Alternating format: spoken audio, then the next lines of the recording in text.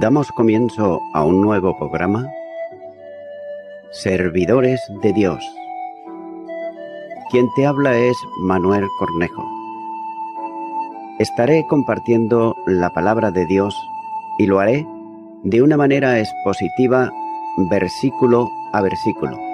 Y en esta ocasión será en la segunda carta a los Corintios, capítulo 10, versículo 1, donde dice: Yo, Pablo, os ruego por la mansedumbre y ternura de Cristo, yo que estando presente ciertamente, soy humilde entre vosotros, mas ausente soy osado para con vosotros.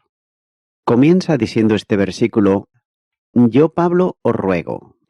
Con un cambio brusco del tema, introduce ahora aquí Pablo la primera cláusula sobre la defensa de su ministerio como apóstol, ya que mediante la construcción con el pronombre personal intensivo cuando dice yo mismo, seguido del nombre propio de Pablo, hace que la sesión tenga un carácter marcadamente personal.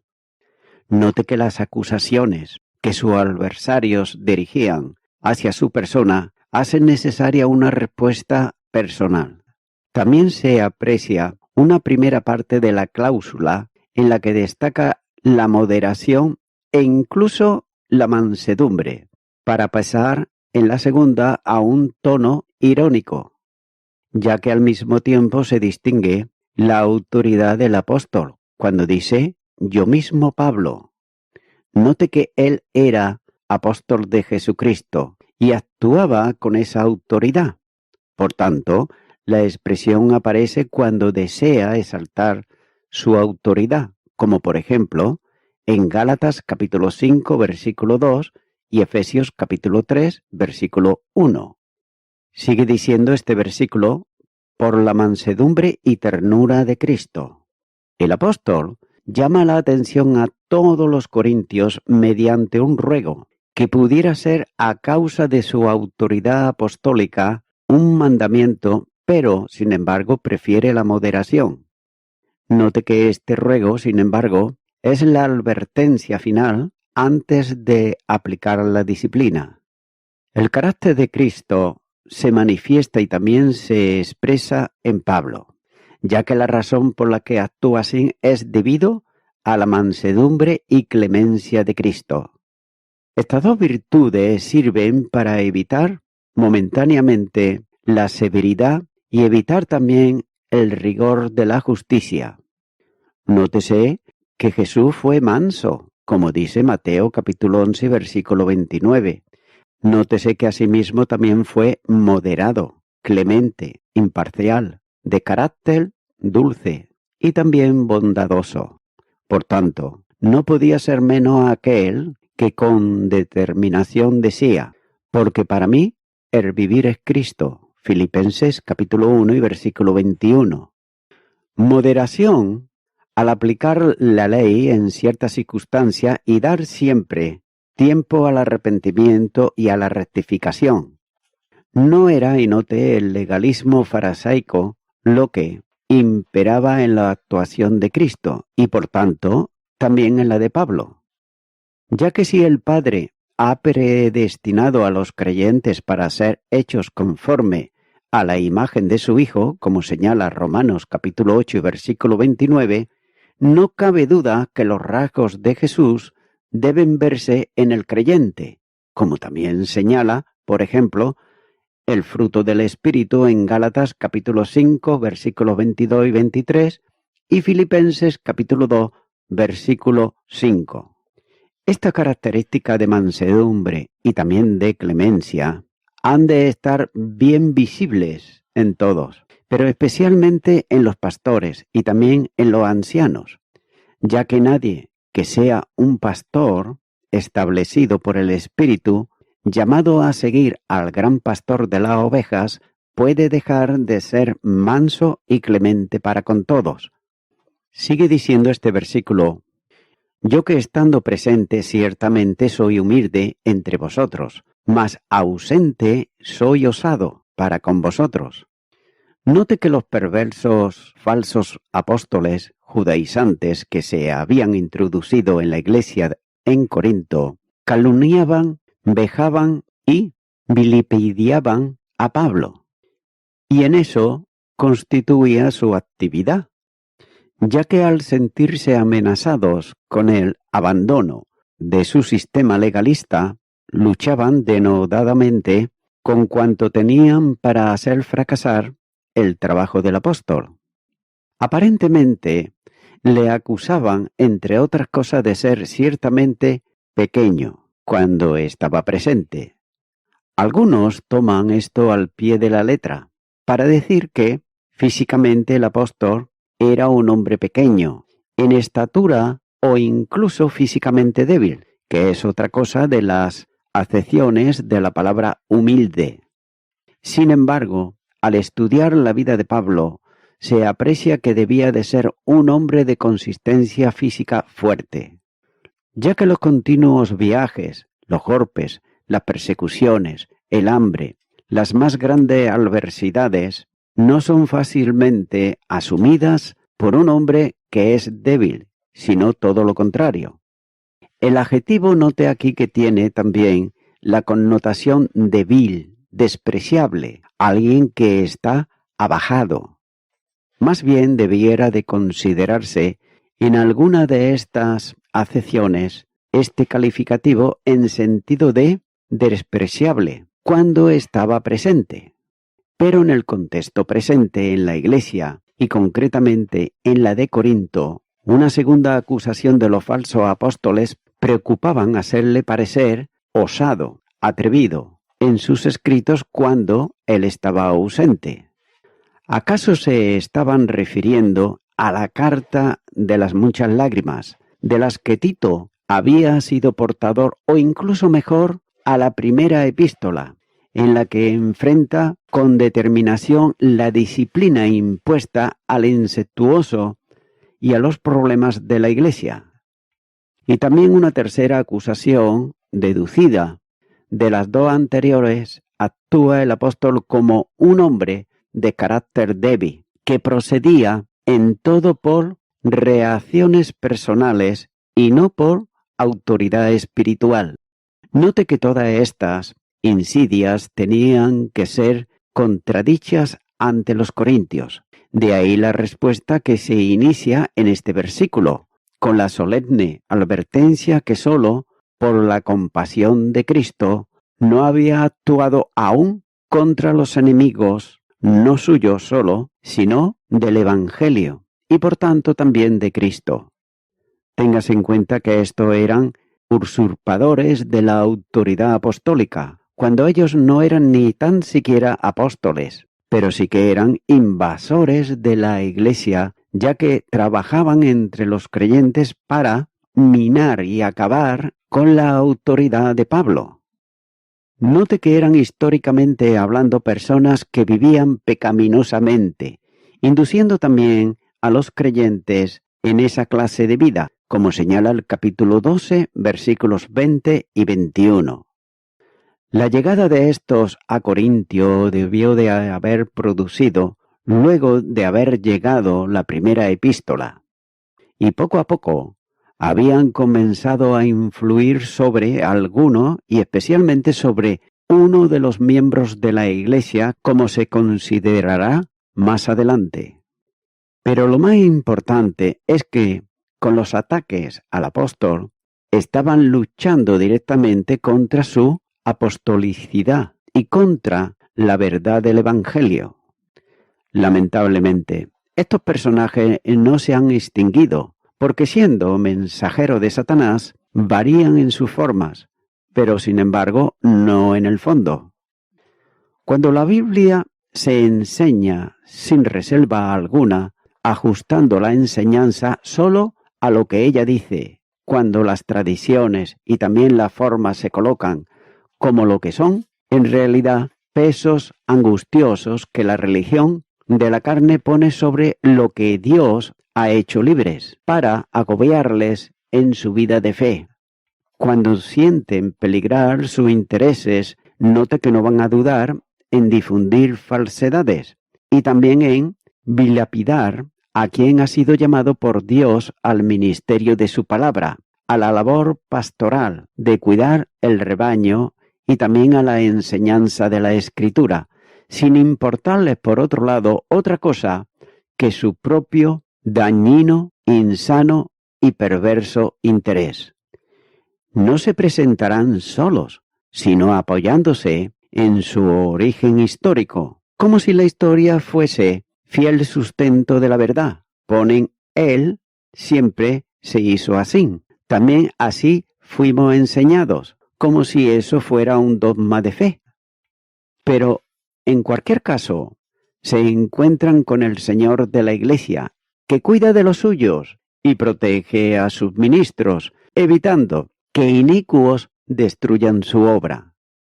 Continúo ahora con el versículo 2, donde dice: Ruego pues que cuando estés presente no tenga que usar de aquella osadía con que estoy dispuesto a proceder resueltamente contra algunos que nos tienen como si estuviésemos según la carne.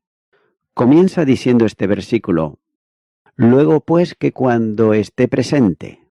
De nuevo parece el ruego como una última oportunidad para los que andaban desordenadamente.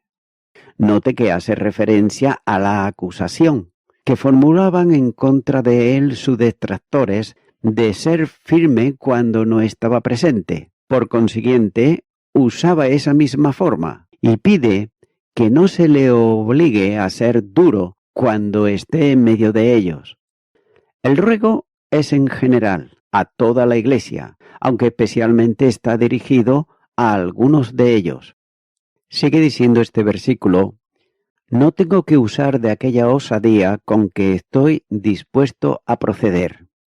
El apóstol advierte la resolución personal de proceder resueltamente, ya que los destinatarios de este proceder del apóstol eran sus acusadores. Note que Tito le había informado de la buena reacción que la carta de la que era portador produjo entre los creyentes. Pero por supuesto no lo produjo en aquellos falsos apóstoles y en alguno de sus seguidores. A estos advierte que con confianza, es decir, con plena determinación, iba a actuar en contra de ellos. De otro modo, había decidido que, si no se producía una rectificación de conducta en aquellos que le acusaban faltando a la verdad, recurriría con confianza, es decir, con la plena seguridad del poder que la condición de apóstol le confería para luchar en contra los que se opusieran. Téngase en cuenta que evidencias de esto están registradas en el Nuevo Testamento. A modo de ejemplo, cuando se opuso, por ejemplo, Elimas, el mago, que trataba de desviar la atención del procónsul al Evangelio, que le predicaba, y reprendido por Pablo, quedó ciego. Hechos de los Apóstoles, capítulo 13, versículos 9 y 10. Los mismos corintios tenían entre ellos la manifestación de autoridad de Pablo sobre el incestuoso de la Iglesia, al que había entregado a Satanás para la destrucción de su vida material. Primera de Corintios, capítulo 5 y versículo 5. Note que disciplina, por otro lado, que sin duda se cumplió en esa persona.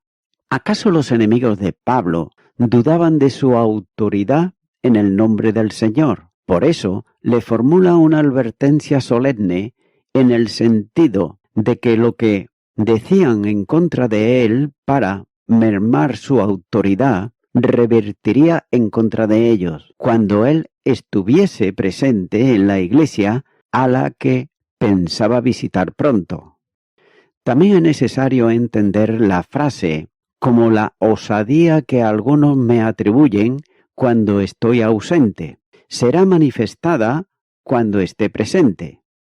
Note que no está dirigiéndose a la iglesia, sino a algunos que, entrando en ella, procuran guiar a los creyentes por el mal camino. Más adelante dirá que son falsos apóstoles, o también grandes apóstoles a los que califica de obreros fraudulentos, ministros de Satanás. Capítulo 11, versículos 13 y 15. Sigue diciendo este versículo: resueltamente contra algunos que nos tienen como si anduviésemos según la carne.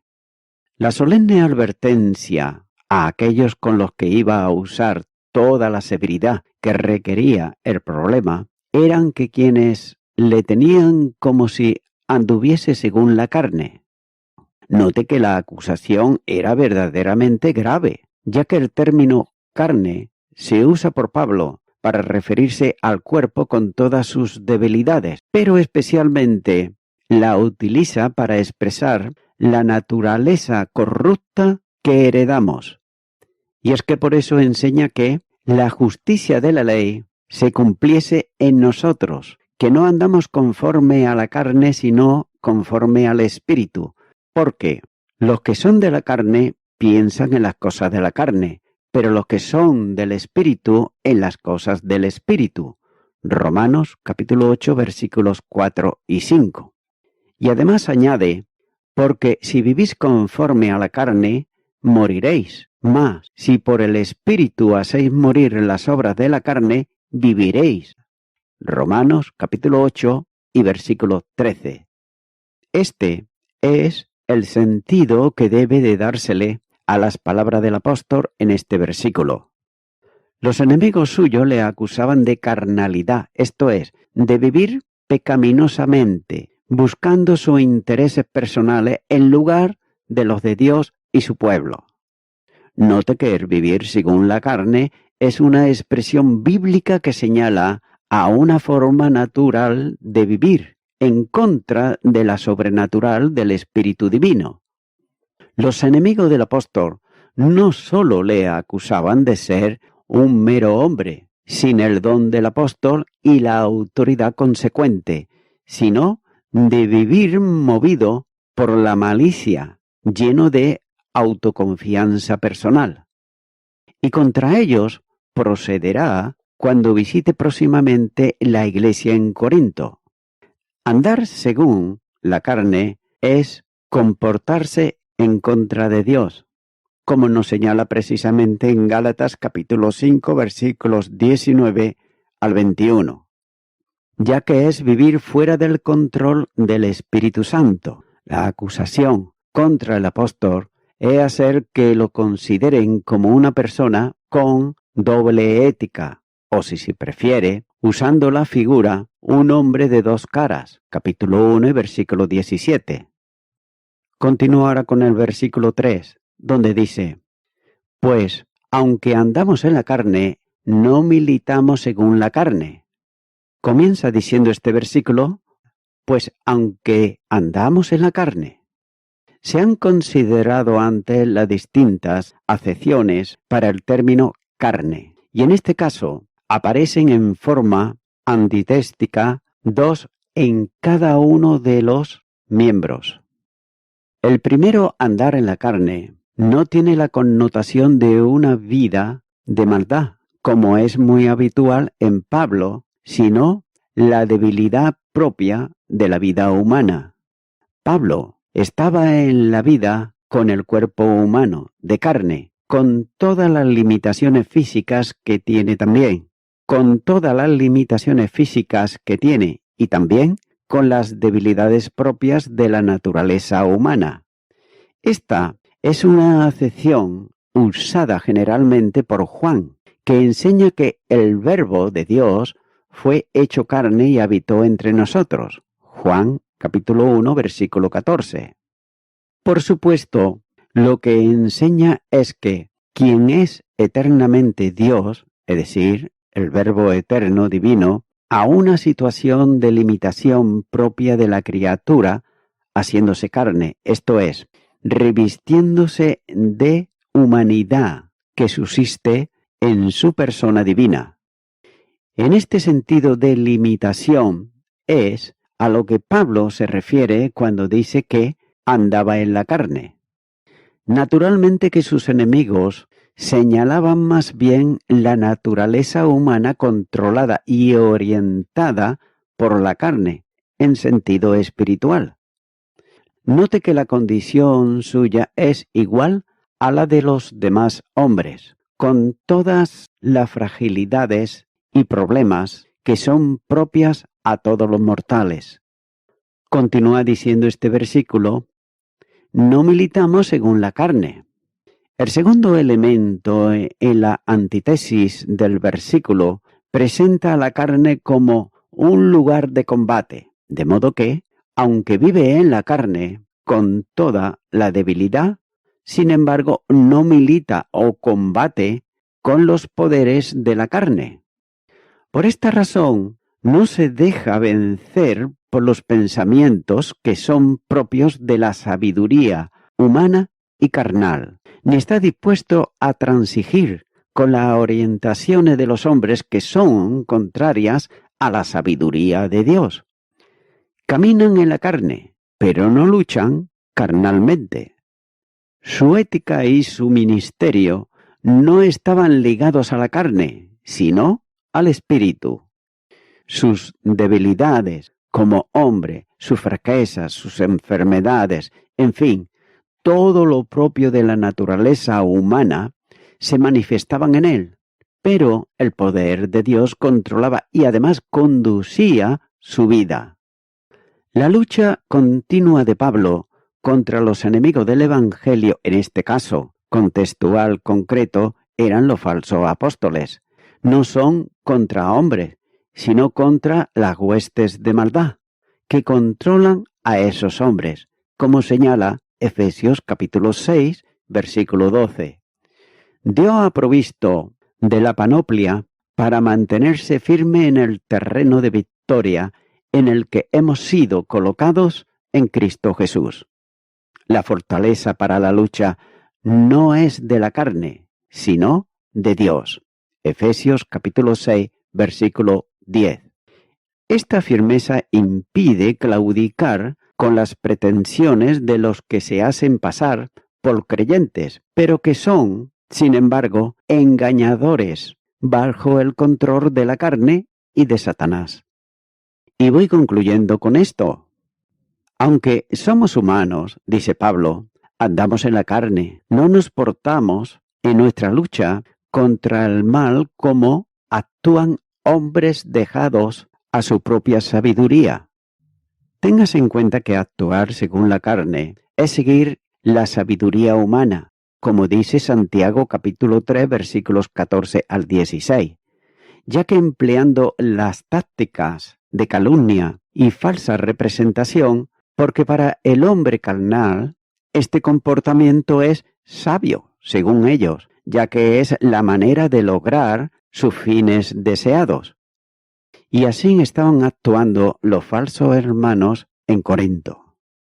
Amigo y amiga oyente, la palabra de Dios nos enseña, en Romanos capítulo 8 y versículo 13 nos dice: porque si vivís conforme a la carne, moriréis, mas si por el Espíritu hacéis morir las obras de la carne, viviréis.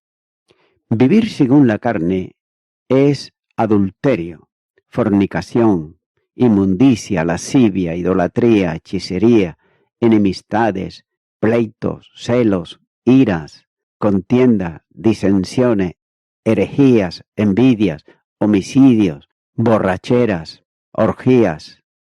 Es por ello que, mi amigo, mi amiga oyente, solamente tú puedes tomar la decisión de cómo debes de vivir el resto de tu vida aquí en la tierra, si vivir conforme a la carne o vivir conforme al Espíritu de Dios. Por tanto, solamente tú debes de tomar la decisión que tomes hoy, será la que en el futuro va a decidir dónde vas a estar, si con Dios o sin Dios. Por tanto, yo te aconsejo que en este momento tú vengas a Jesucristo y lo aceptes en tu corazón como tu único Salvador. Ora conmigo si nunca antes has hecho esta oración de fe que yo voy a hacer, y repite y di conmigo: Señor Jesucristo, hasta ahora he vivido conforme a mis deseos, conforme a la carne. Todo o casi todo lo que me ha apetecido he hecho. Y muchas cosas que he hecho sé que son pecado. Por ello, ahora te pido perdón por todos mis pecados y me arrepiento de ellos, recibiéndote a ti, Jesucristo, como mi único Salvador. En tu nombre, amén.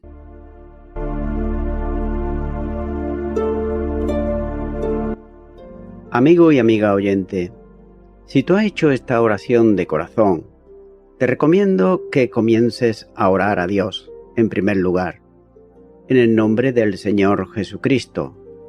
Orar a Dios no es rezar, sino que es hablar con una persona. También te recomiendo que leas la palabra de Dios y lo hagas a diario. Comienza, por ejemplo, con el Nuevo Testamento. Y también, por último, te recomiendo que para que puedas crecer espiritualmente, te congregues en una iglesia cristiano-evangélica, donde se predique, se enseñe y se practique la sana doctrina y la palabra de Dios. Congrégate ahí y con el tiempo podrás crecer espiritualmente y también servir al Señor Jesucristo. Que Dios te bendiga. Y a toda la audiencia, nuevamente ya me estoy despidiendo de todos ustedes y será hasta el próximo programa. Que Dios os bendiga a todos.